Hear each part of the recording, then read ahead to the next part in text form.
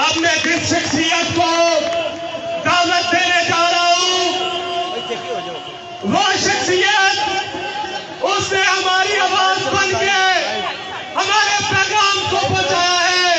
یہ وہ شخصیت ہے جس کی پارٹی کا نظریہ ہے کہ روٹی کپڑا اور مکان مانگتا ہے ہر انسان. روٹی کپڑا اور مکان مانگتا ہے ہر انسان. ہم سے روٹی بھی چھین لی, کپڑا بھی چھین لیا, مکان بھی چھین لیا. میں دعوت خطاب دیتا ہوں پاکستان پیپلز پارٹی کے مرکزی رہنما ندیم افضل چند سے.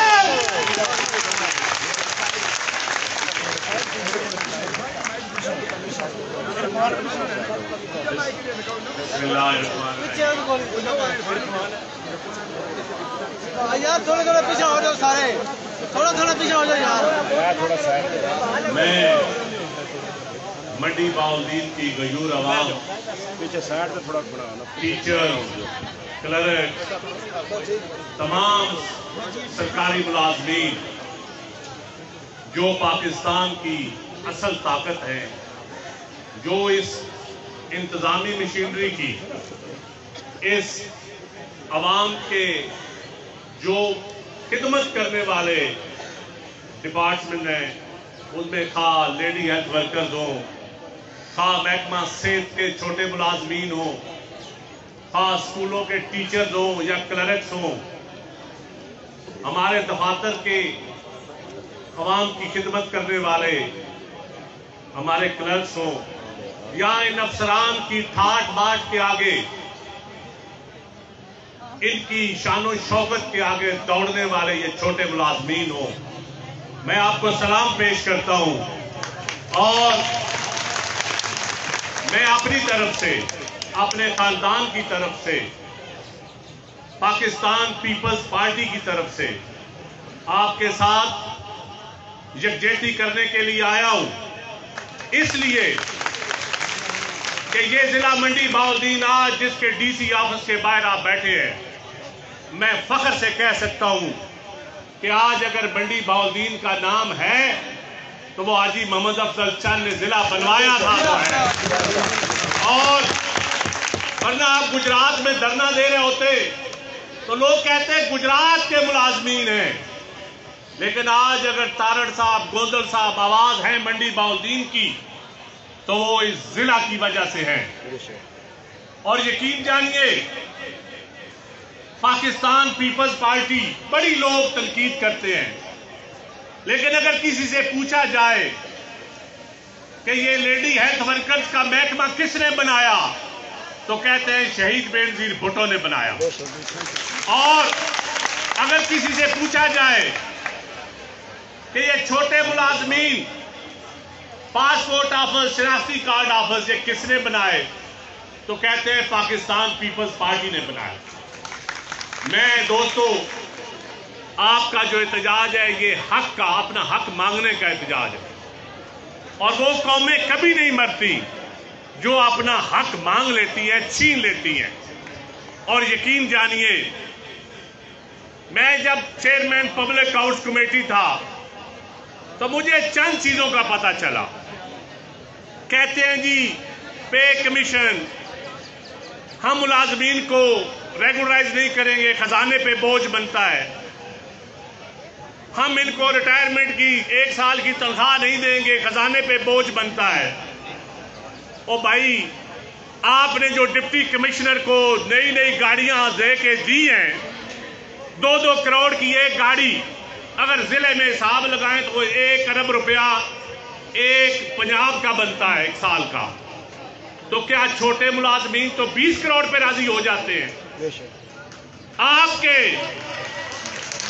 کبھی میں کالی موٹر وے پہ اکثر آتا ہوں تو یہ میرے بھائیوں یہ سوچنے والی بات ہے.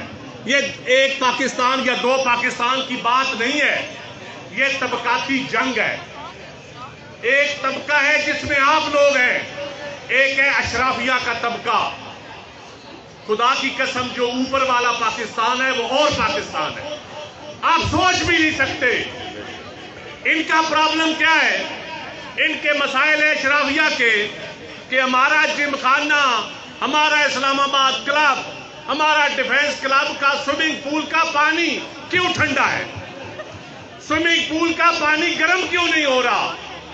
ان کی سوچ، ان کی لڑائی اپنے سوئمنگ پول کے پانی گرم کرنے پہ ہے۔ چھوٹے ملازمین کے بچوں کی، آپ کے علاج کی، آپ کے خاندان کی، عام پاکستان کے خاندان کی پرورش کی یہ لڑائی نہیں ہے۔ اور یہ کہتے ہیں کہ خزانے میں پیسے نہیں ہیں۔ آپ کبھی، میں سپریم کورٹ کے چیف جسٹس صاحب سے گزارش کروں گا، کبھی آپ موٹر ویز کے اوپر، ہائی ویز کے اوپر آپ اپنے ججز کا پروٹوکول دیکھیں، دو گاڑیاں ہر ضلع کی لگی ہوتی ہیں موٹر وے کے اوپر، اور ایک ضلع کا پروٹوکول کا بجٹ 1 کروڑ ہے، جو ایلیٹ فورس کو، جو پولیس کو خزانے سے، عوام کے پیسوں سے جاتا ہے۔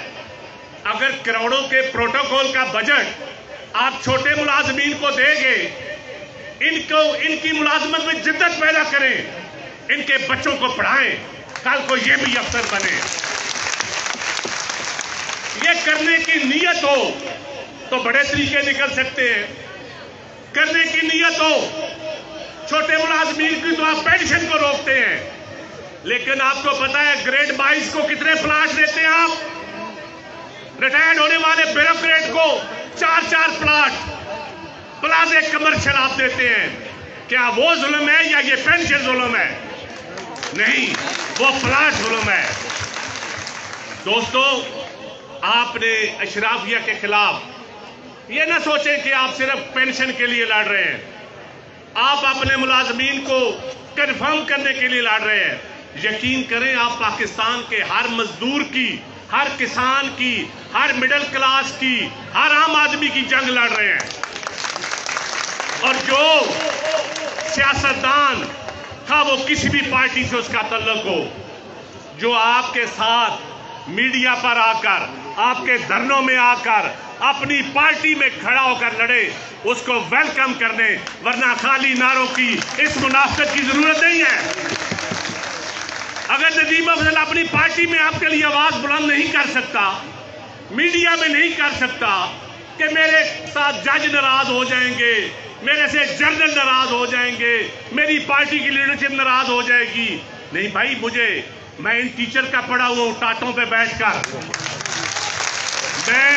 مجھے وہ وقت بھی یاد ہے جب میری ماں بوری ہمیں اپنے ساتھ بستے میں دیتی تھی تو ہم سکول میں جاتے تھے، ٹیچر کرسی پہ ہوتا تھا، ہم بوری پہ بیٹھے ہوتے تھے۔ لیکن مجھے وہ وقت بھی یاد ہے جب سکولوں میں ٹاٹ آئے، پھر بینچز آئے، لیکن کیا آپ سارا پاکستان آپ پرائیویٹ سکولوں کے حوالے کرنا چاہتے ہو؟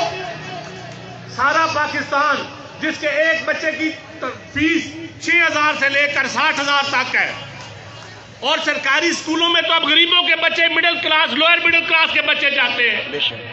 سرکاری سکول بند ہونے کا مطلب ہے پاکستان کا بند ہونا۔ اور میں سمجھتا ہوں کہ ایجوکیشن آئین کے تحت یہ ریاست کی ذمہ داری ہے۔ ریاست ان افسران کے لیے نہیں بنی، صرف ریاست اور عوام کا ایک امرانی معاہدہ ہے۔ ہیلتھ، ایجوکیشن، یہ ریاست نے آپ کو مفت دینی ہوتی ہے، یہ ریاست کے اوپر فرض ہے، کوئی احسان نہیں ہے۔ اور اگر ٹیچر سڑکوں پہ بیٹھا ہوگا، ٹیچر جیلوں میں ہوگا، تو آپ کیا ایجوکیشن دیں گے؟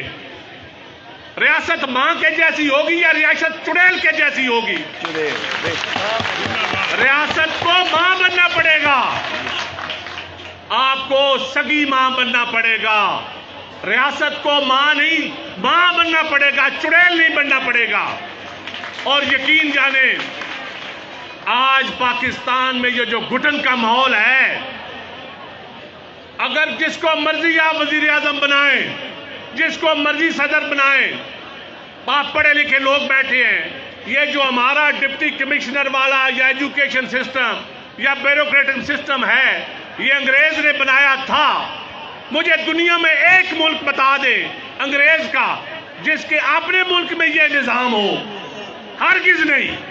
یہ ہمارے اوپر حکمرانی کرنے کے لیے انگریز نے بنایا تھا، یہ ہماری خدمت کے لیے نہیں بنایا تھا۔ ہمیں وہ نظام چاہیے جو خدمت کرے۔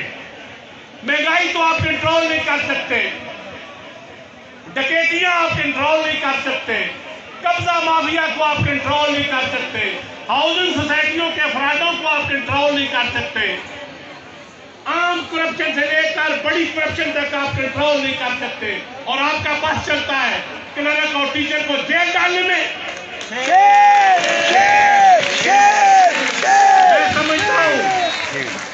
میں سمجھتا ہوں کہ یہ نظام عوام کے لیے نہیں ہے، یہ نظام اشرافیہ کے لیے ہے۔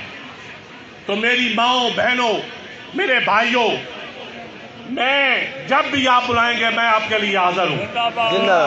آپ لاہور بلائیں، میری پارٹی آپ کے ساتھ کھڑی ہوگی، میں آپ کے ساتھ کھڑا ہوں گا، اور انشاءاللہ تعالی پیپلز پارٹی نے پہلے بھی 165% تنخواہیں بڑھائی تھی، پھر دور آئے گا ہر ملازم کنفرم ہوگا، یہ میرا آپ سے وعدہ ہے۔ کسی کی پینشن کی کٹوتی نہیں ہوگی، ایک ہی پینشن اکاؤنٹ بنے گا، اس میں ہر سویلین کا، ہر فوجی کا ایک ہی اکاؤنٹ ہوگا، اور اگر پینشن کے اوپر لڑائی لڑنی ہے تو آؤ، چوکیدار سے لے کر جج تک، چوکیدار سے لے کر جرنیل تک، نیب کاسد سے لے کر سیاستدان تک، ہر ایک کی پینشن ایک اکاؤنٹ سے کرو۔